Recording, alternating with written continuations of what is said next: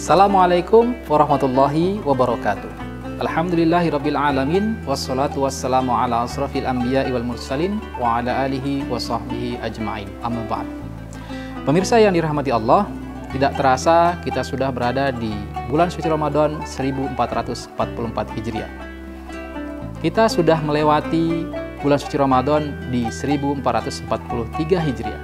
Tidak terasa waktu begitu cepat berlalu. Tahu-tahu saja tadi kita sudah sholat subuh, tahu-tahu tiba waktu zuhur. Kemudian waktu zuhur berakhir, tiba waktu asar. Waktu asar berakhir, tiba waktu maghrib. Waktu maghrib berakhir, tiba waktu isya. Kehidupan begitu cepat berlalu, sampai kadang-kadang kita lupa sudah berapa lama kita menjalani aktivitas keseharian kita. Pemirsa yang dirahmati Allah, begitu cepatnya waktu berlalu sampai kadang-kadang kita lupa. Kita harus mempertanggungjawabkan 4 hal yang nantinya kita harus bertanggungjawabkan di sisi Allah Subhanahu wa Ta'ala. Apa 4 hal itu? Yang pertama, kata Rasul sallallahu alaihi wasallam, an umurihi fima afnahu. Kita diberikan umur oleh Allah Subhanahu wa Ta'ala. Kemana umur itu kita pergunakan? Apakah usia kita pergunakan di jalan kebaikan atau sebaliknya? Justru usia kita bawa ke arah keburukan. Bulan suci Ramadan tentunya kita berharap selama hidup kita telah membawa usia kita ini, kehidupan kita ini ke arah yang lebih baik. Yang kedua, tentang masa muda. Diberikan masa muda oleh Allah Subhanahu wa Ta'ala.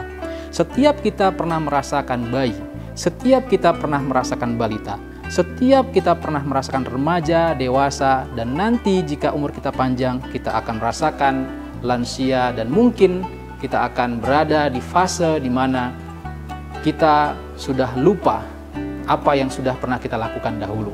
Dan yang pasti, kita akan meninggal dan menghadap kepada Allah Subhanahu wa Ta'ala. Pertanyaannya adalah, ketika diberikan masa muda, kemana masa muda itu dihabiskan? Apakah kita pergunakan untuk berfoya-foya? Apakah masa muda itu kita pergunakan untuk bermaksiat? Atau justru masa muda kita pergunakan untuk hal yang positif? Betapa banyak generasi-generasi muda kita membangun hal-hal yang positif yang kemudian bermanfaat bagi kehidupan, tidak hanya bagi dirinya, tetapi juga orang banyak. Makanya jangan sampai terlewat. Kenapa? Karena kehidupan itu berlalu begitu cepat.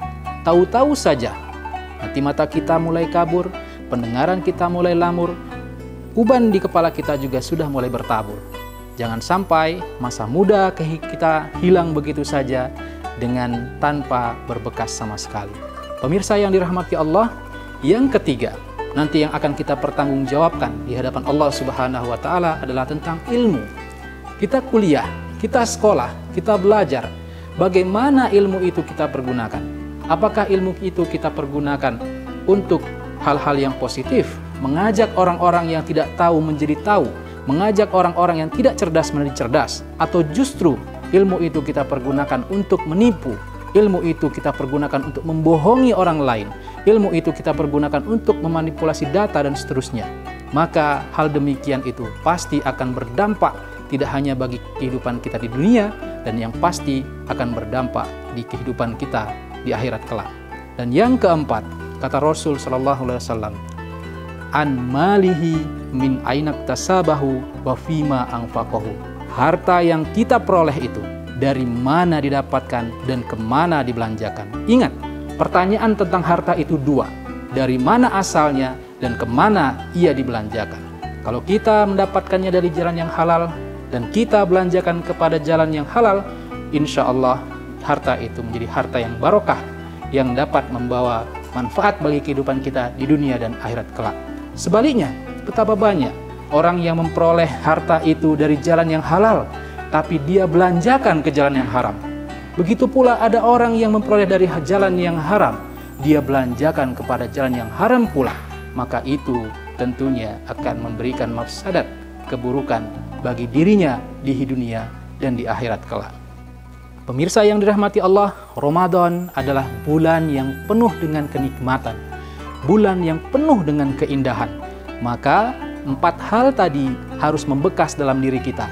Jangan sampai kita terlena, dalam kehidupan di dunia ini, sehingga pada akhirnya kita nanti akan menyesal. Sebelum menyesal, ketahui, lalu antisipasi supaya nanti berakhir dengan indah dan bahagia. Demikian, wassalamualaikum warahmatullahi wabarakatuh.